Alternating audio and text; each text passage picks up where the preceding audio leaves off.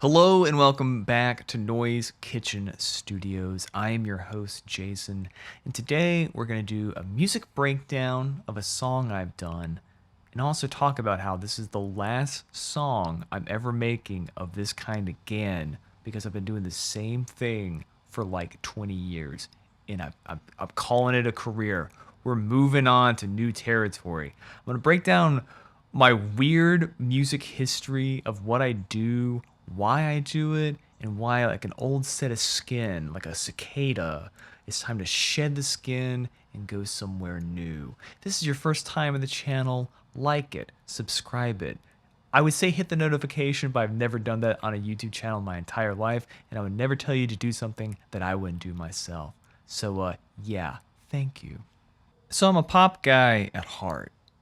I really am. Songwriting is things that I love. But honestly, for most of my life, when it comes to music, I haven't really done it. I haven't really actually verse, chorus, verse, bridge, turn, outro. For whatever reason, for most of my life, I've made super heady instrumental jazz rock. Jazz rock, acid jazz. I don't know that much about jazz, but it's the term I call it. Attempts at like not necessarily like bitches brew era Miles Davis because things I do more have more melody to it, but just real like drug music. I'm clean and sober these days, but the music that I make definitely imparts itself onto the psychedelic era and psychedelic realm of music. I was always very influenced by bands like the Flaming Lips, or more importantly, the Mars Volta, who, when I was 16 years old, Delouse and the Comatorium came out, and it completely one-shotted me. Never heard anything like it in my entire life. I'll never forget, I was sitting in the back of a friend's Jeep Grand Cherokee, and he was playing this album, and I was just like, what the fuck is going on?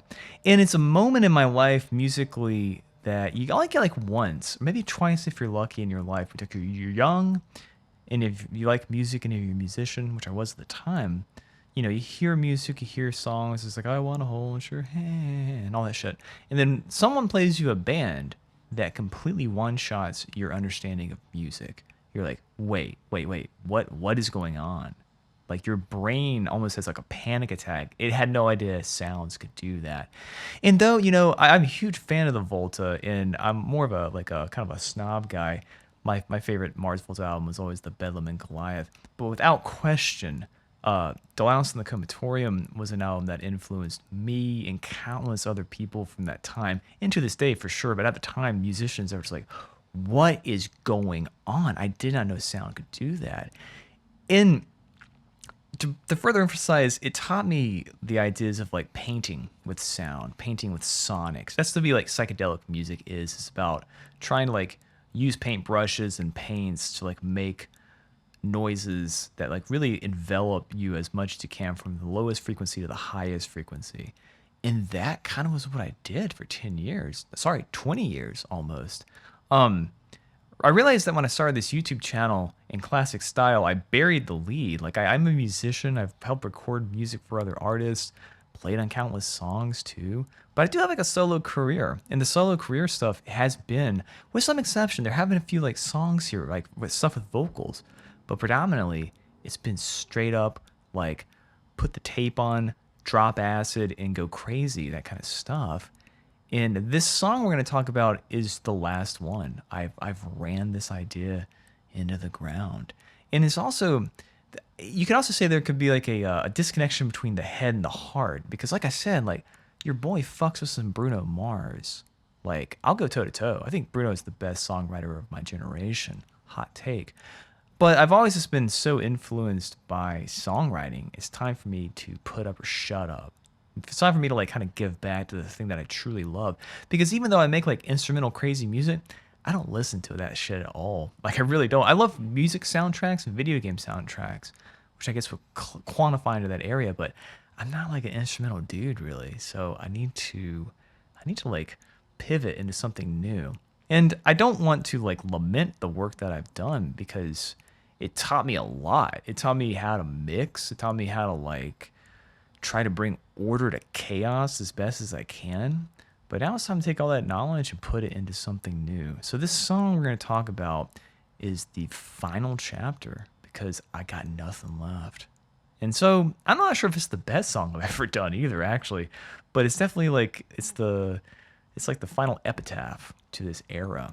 So we're gonna make a video about it. Okay. So these songs always had a formula to them. The song's called Red Thread of Fate. No idea where the term came from. It was on my phone. I was like, that's a good song title, so we'll use that. But these songs always had a formula to it. That's one reason I'm kind of like stepping away from it. Got too formulaic. They always start with an intro, and just by itself, and that's a piano part right here.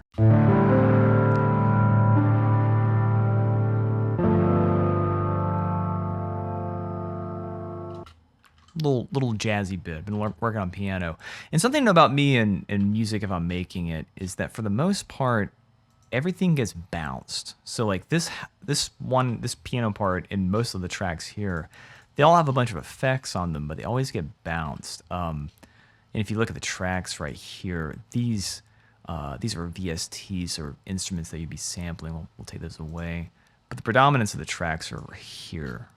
And as you can see, there's nothing really on them. That's because they were all balanced. There's two reasons for that. One, I'm still pretty old school, and I'm used to having a computer that gets sluggish after a while. Not this one. This computer's pretty stout, but old habits die hard.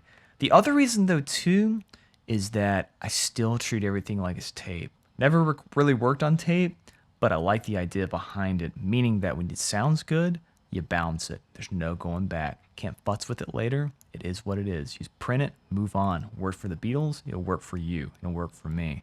So the effects on here were print into these tracks, and there were also more effects added. Like sometimes I'll bounce something, add more stuff to it, bounce it again, but it always ends up getting to a point of no return. That is the sound. Make it work. I just like working that way. That is the one challenge with digital audio workstations, the ability to infinitely mess with stuff up until the very end. Too many choices, analysis paralysis. Get rid of that. Just commit to something and move on. This is something I'm like pretty adamant about. So we have the piano intro, and then it drops. We drop in, baby. Let's go.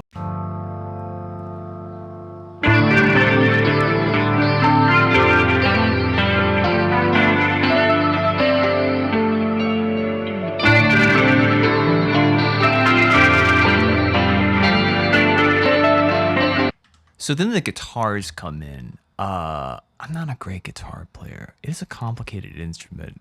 God gave me the hands for bass, and they're not. I've been working on guitar and piano, but I love using guitars like they're keyboards. And what that means is that I can't really play them that well. So instead, I layer the parts out like they're parts on a piano. Sometimes the best synthesizer sound is really a guitar with effects. This is something the Mars Volta taught me as well. So these guitar parts here.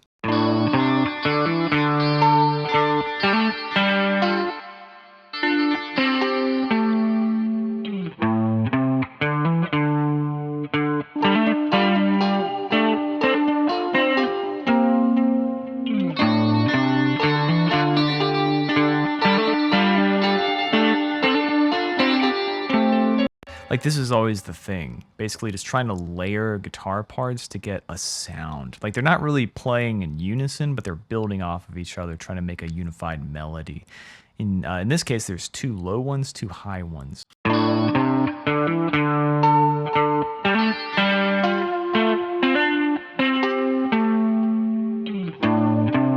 Those are the low ones.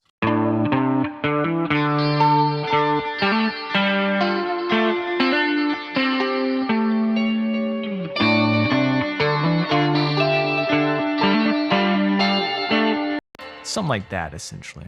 So those come in. And this is like stage 2. We're bringing the song up. Starts off from like the real simple piano part, gets a little more intense, but it's about to get more intense because the drums come in, drums and the bass.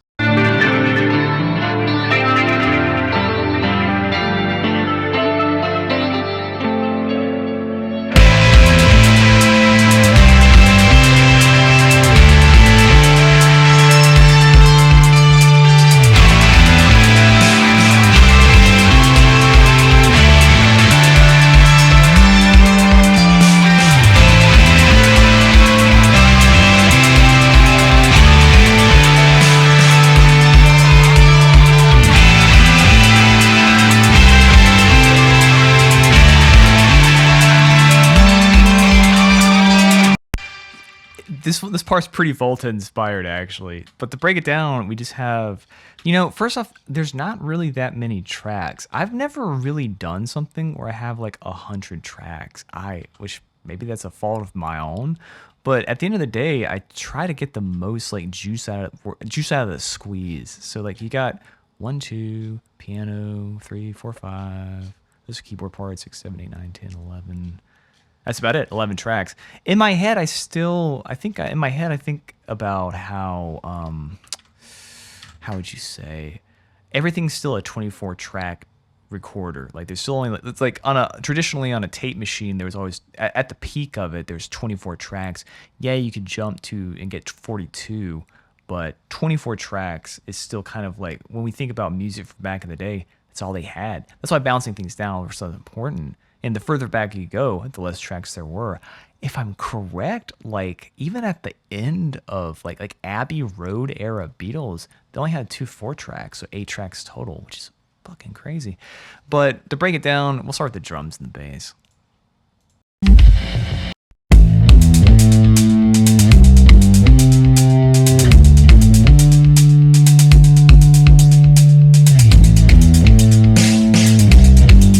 Oh yeah. So well, the bass is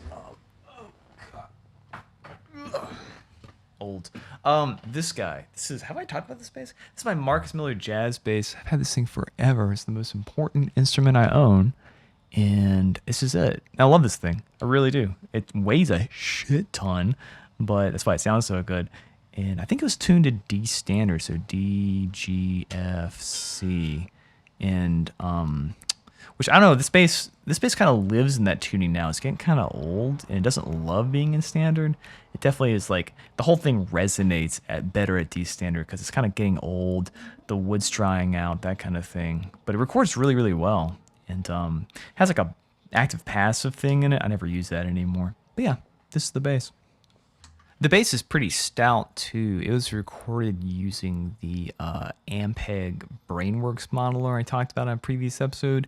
I'm pretty sure I used the Decapitator as well, which is a really, really good distortion plugin for bass, actually. One thing I've really come to realize recently with getting bass to pop out in speakers is distortion, like mid-range distortion to really bring it up. If it's all low stuff, it gets lost and buried. But if you can kind of like find that nice little sweet spot of distortion to pull it out, it sounds amazing.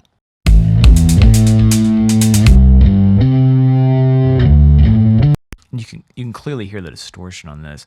But something about this drum track, if you notice,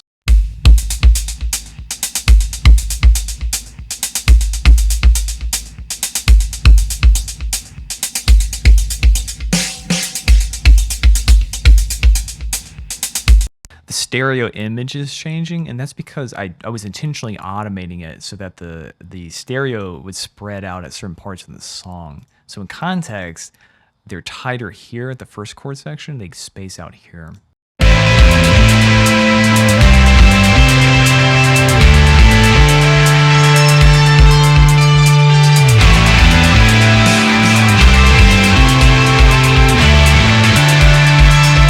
You can kind of, it's harder to hear in the context of the song, but you kind of hear the position of the snare change. It moves like a little to the left and back. So we got that. We got the piano line here, which always ends up getting a little buried. It's hard to get pianos to stay in a mix. It's something I've still been working on. It always ends up kind of like falling away into the cavernous sound.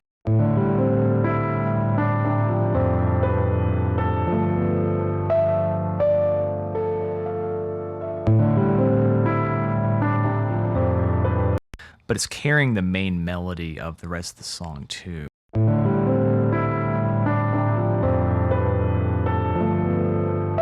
And everything's building off on it. Next up, we got these 2 string parts here, which come from the Analog Labs plugin. They're models of a Selena, which is a string synthesizer from the 70s, and it sounds beautiful. It's a really, really cool sounding keyboard. I bet the real one sounds phenomenal. The software one sounds good too.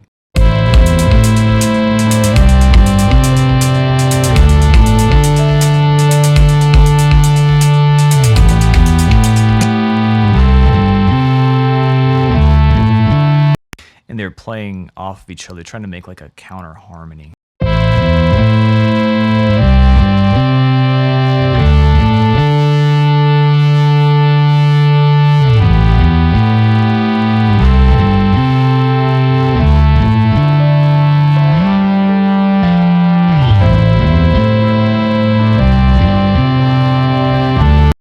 They're also super loud. I'll come back to these in a bit because there's something really interesting about it. Then lastly, we have the guitars down here, which we have 4 guitar parts and a solo, essentially. I love me a good spacey solo.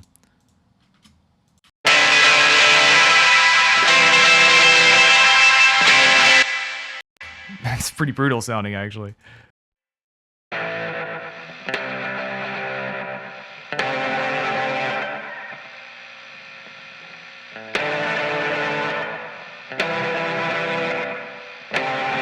So these are the low guitars. Low both in pitch and also in sound. They're more low midsy. They're basically power chords where they're playing counter harmonies. I'm all about trying to get some more wild harmony stuff going on these days.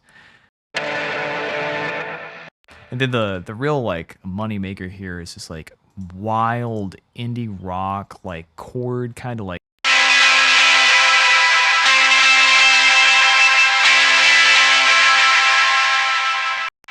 It's pretty bright. Then this is the call, and then this last part's the response, essentially.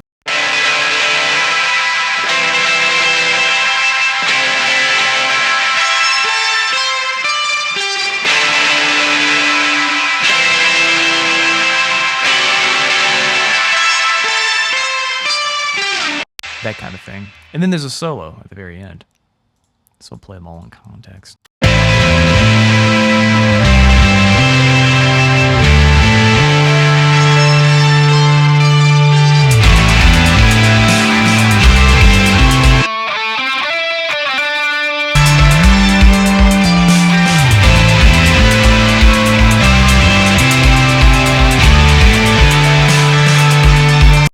The solo is a little buried. That was actually intentional. I didn't really want the solo to like take up all of the real estate. There is one thing about this solo is that to get to stick out more, I used what channel? Doesn't really matter. I used the what do you call it? Oh, where you at? We'll look at this way. Image stereo. This guy. Yeah, this is a stock Logic plugin. It's just a stereo modulator, so you can like kind of like change the stereo image. And I ended up using that a few times on this song, just to get the solo to pop out more. And if you're having trouble, if you have a bunch of layers going on, you're trying to get something to stick out more in a mix, using a stereo imaging plugin to like, and just playing around with it, you don't really have to know like what it does. Just turn knobs on until it kind of like fits into the mix better. Pops out, has its own sort of space. It's almost like a reverb, like a real short reverb, and it helps to just like give it its own like breadth and depth.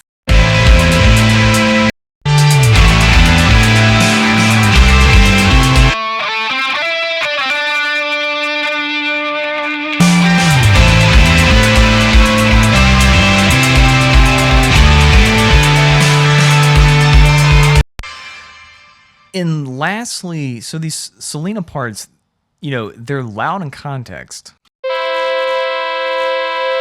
but they get buried in the mix. You can kind of hear the left one a little more. But the fun part about these, I was playing around with it. I wanted them to show up. They never got quite where I wanted them. But watch what happens if I mute them.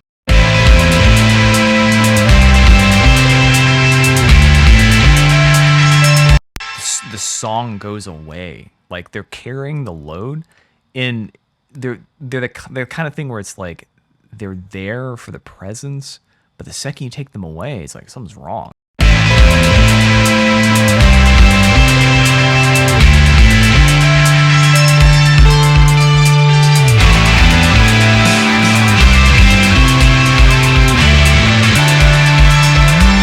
It's like the whole stereo image completely falls apart. So interesting thing there. Sometimes like I don't know.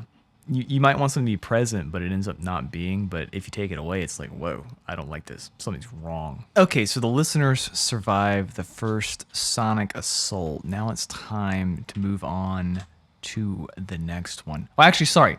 We're coming up for a breath next. We're chilling out a little bit, so for context.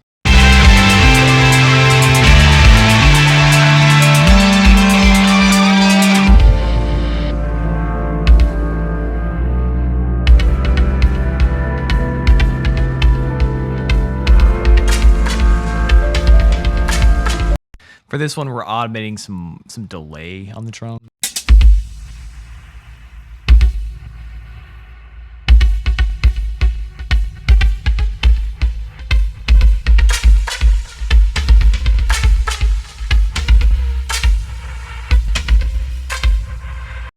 There's also a pitch effect, I realized, because you can hear the pitch changing on it. I think I used the Alter Boy by Sound Toys. I was just like manipulating the pitch, give it a little like melody. The bass here is actually coming from a pipe organ sound that's part of a stereo. No, what's it called? Spitfire. Too many fucking plugins. Spitfire Audio.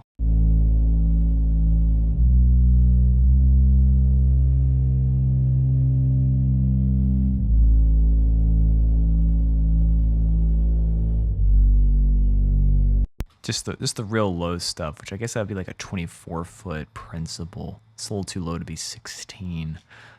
For more information on pipe organs, watch the video where I talk about pipe organs. And then, let's see, we got 2 piano parts.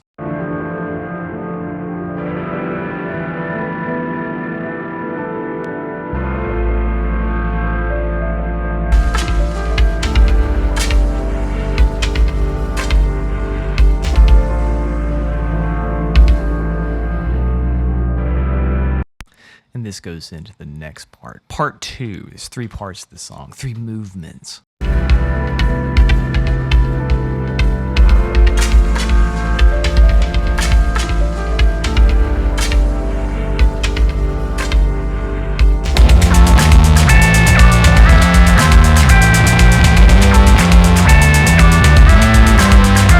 Bass is cranked in this part. Maybe it's a little too loud.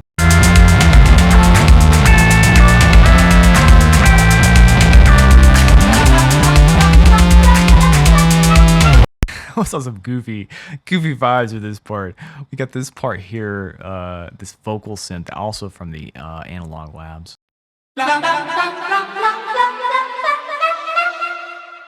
It's just running the C major scale.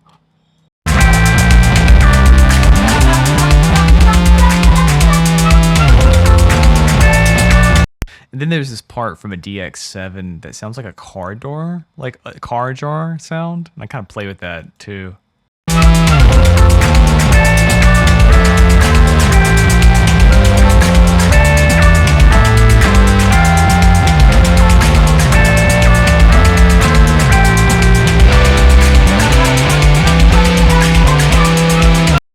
Yeah, this part right here where it's just repeating this note, it's like, oh, that's the pitch on a door jar in your car. So I thought it was really funny.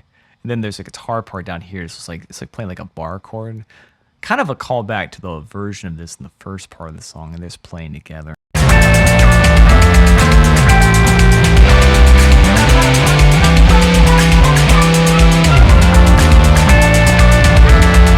Then another part comes in here from a Jupiter. Roland Jupiter for a third melody, essentially.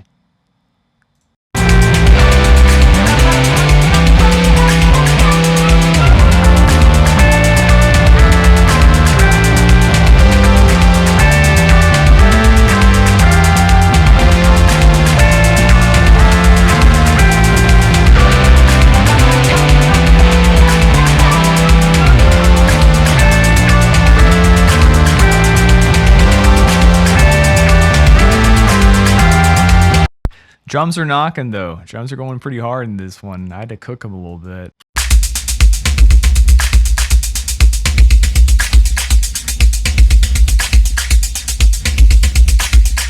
I think for this one, I was taking advantage of, yeah, this guy. This is the newer Slate Transient Shaper. It sounds great.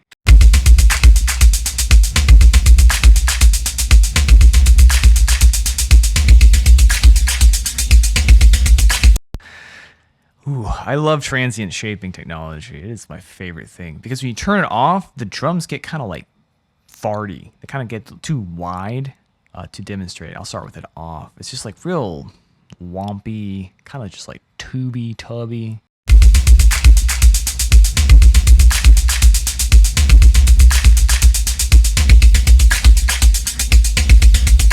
Instantaneously though, when you turn it back on, the low end goes away and everything kind of focuses. It's a preset called mid bias, but that's what you're asking of it. But I'll do some like bypass stuff. I'll shut up.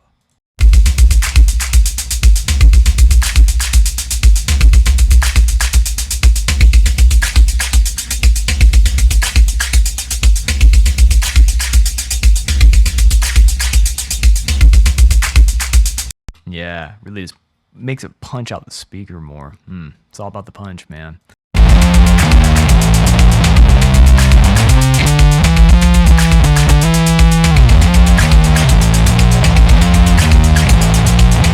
It's pretty distorted. It's like some Rage Against the Machine level stuff going on there.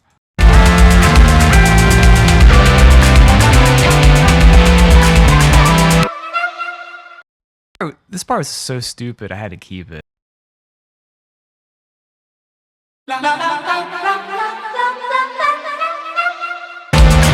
Oh, I loved it. I just want like a vocal sound. Maybe it's like a precursor to what I'm doing next musically. I don't think I'll be singing anything like that, but I don't know. I was just feeling it.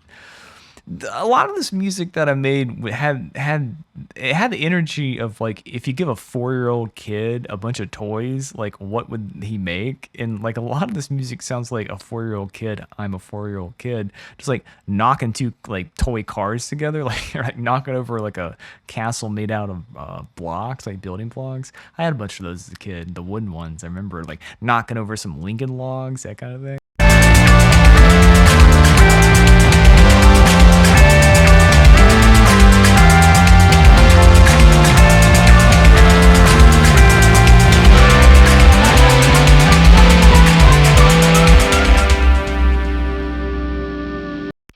Breath round 2. Here we go. Leading into the finale of this song. So the second pit stop before the last lap, I guess you'd say, is more droning. Even less happens in this one. It's like a proper breath.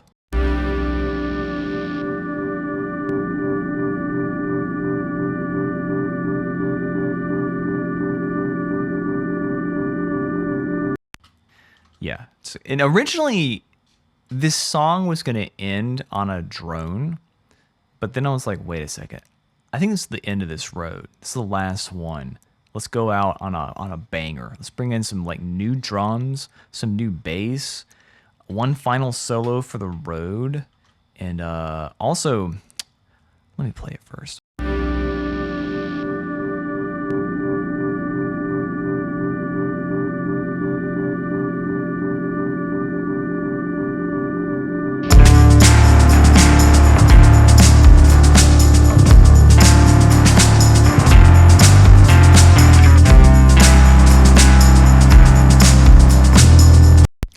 Bass.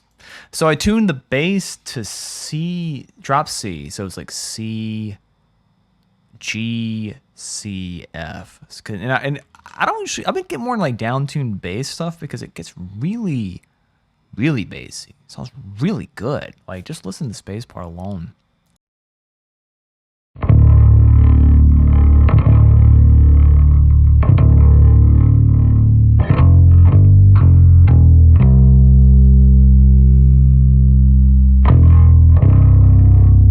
Some like Paul Gray, like Slipknot kind of tone. I love Paul Gray, R.I.P. And so in context, it gives this part like some ass to it, like some butt.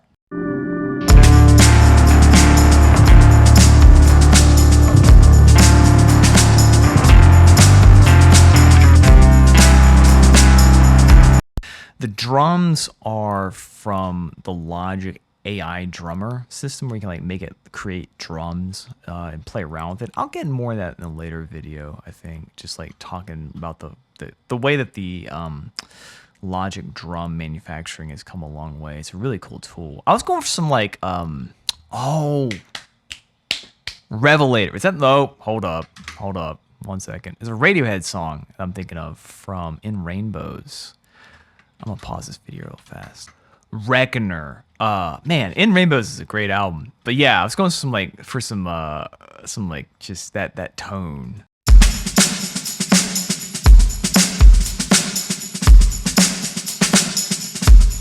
The kind of like roomy thing. Phil Selway's a great drummer. Such good taste. So maybe the drummer system was also thinking Phil Selway as well.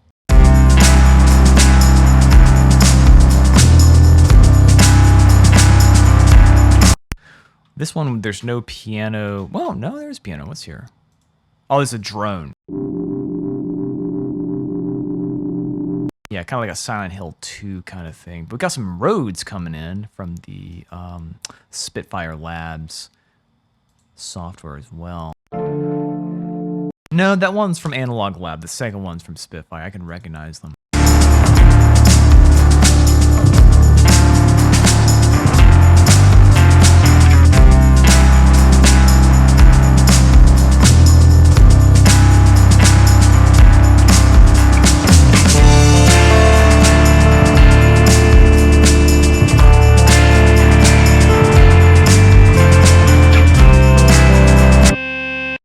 There's an organ here. I think it's based off like a Farfisa. It's from Analog Labs as well. Love me some 60s organ tone sounds. House of the Rising Sun. Ooh, classic song. And this one's kind of like doing some like counter melody stuff.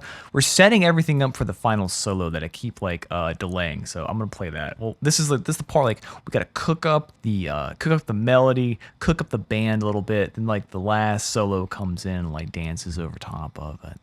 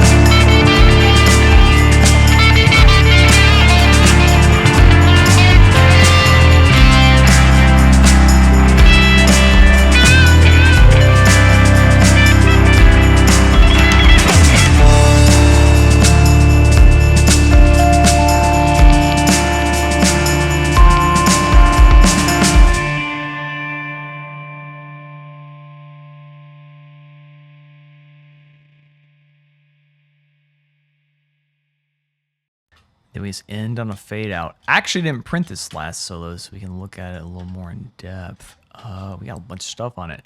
Let's see. Musically, it's using the Overloud amp sim software, part of the Slate Everything bundle. I use this thing for most, if not all, guitar sounds. Sounds good to me. Goes into an LA2A, actually. I think I really wanted this thing like slammed, so I went back to Old Faithful, just an LA2A by Universal Audio. Everybody loves an LA2A. It's a Caveman simple compressor that actually confused me for a minute sometimes, but the lack of information can make it more challenging, but still a solid piece of technology. That goes into the Echo Boy, which is just doing... Oh, I turned it off. Not turned it. There we go. That's just doing some slap. It's just slapping along. So...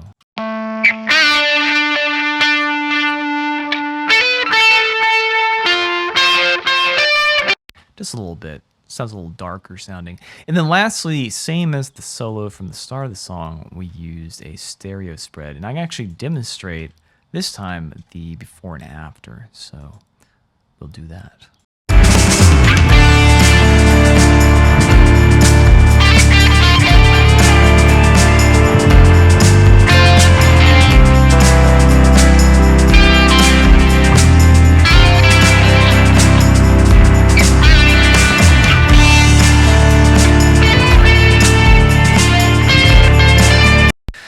pretty dramatic. When you turn it off, the solo kind of goes back to being center and isn't really just not there.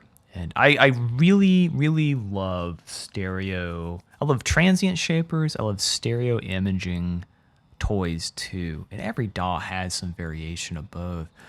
But for this one, you can do some crazy stuff where you sort of like limit the bandwidth of the sound so it changes it. But the rhyme and reason behind stereo software, whatever you got, whatever you use, it doesn't matter. Just turn the knob so it sounds cool and kind of fits with the mix. And then, that's really about it. Yeah. And that's really about it for the end of this song. It's been fun. Ends on a little just like fading out, like the last transmission.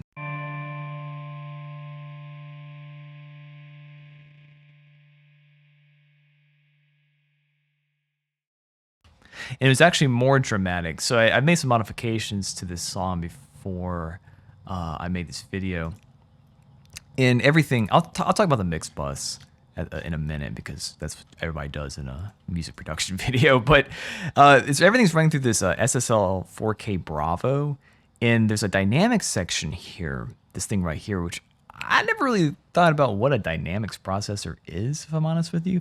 Essentially, it's like a noise gate. So on the final version of the song, the one that's on streaming, the sound of the end of the song as the final output audio goes below the threshold of this dynamics processor, it starts basically noise gating it and kind of like freaks it out at the end. So it's more pronounced. But yeah, that's about it. Let's talk about some routing. And that will be it. Okay, one final technical explanation of what was going on in this mix. I've been getting more into using actual dedicated effects buses, which basically is this thing that you send the signal into, and it comes out 100% wet. Old Faithful Sound City Studios, the room emulator. Love this thing. Sent the drums through that. Oh, here we go.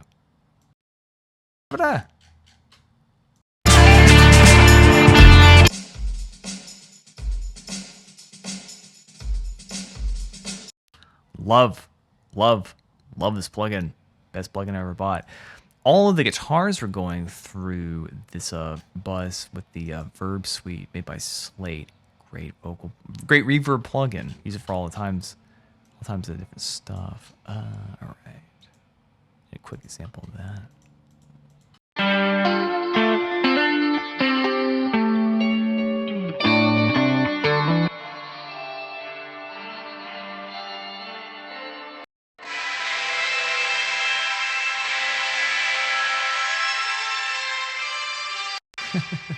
I love it. It's using vocal plate setting, classic. Me and plate reverbs, can't get enough of them. I think the bass is going through the Devil Lock. Yeah. And then lastly, we have a chorus.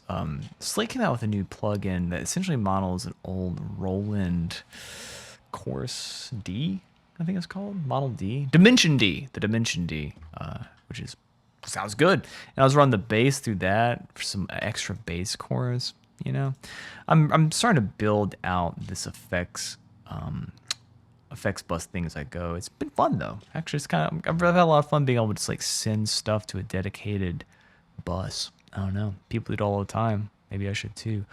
Final mix bus. We got a EQ doing nothing.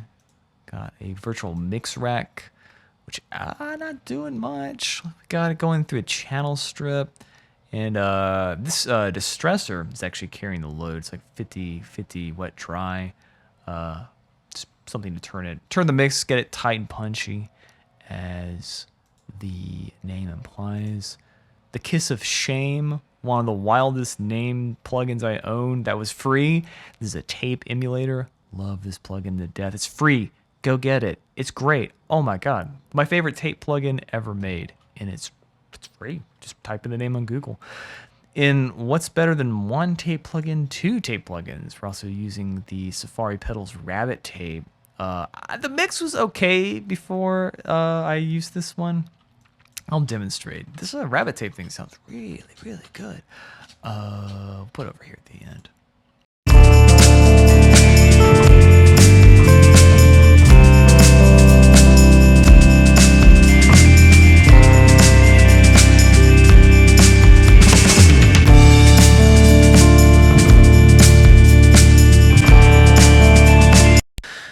little bit of a width on it, making the mix wider. But to me, the Rabbit Tape plugin just brought this whole different level of high-end information in the mix. Just made it sound more expensive.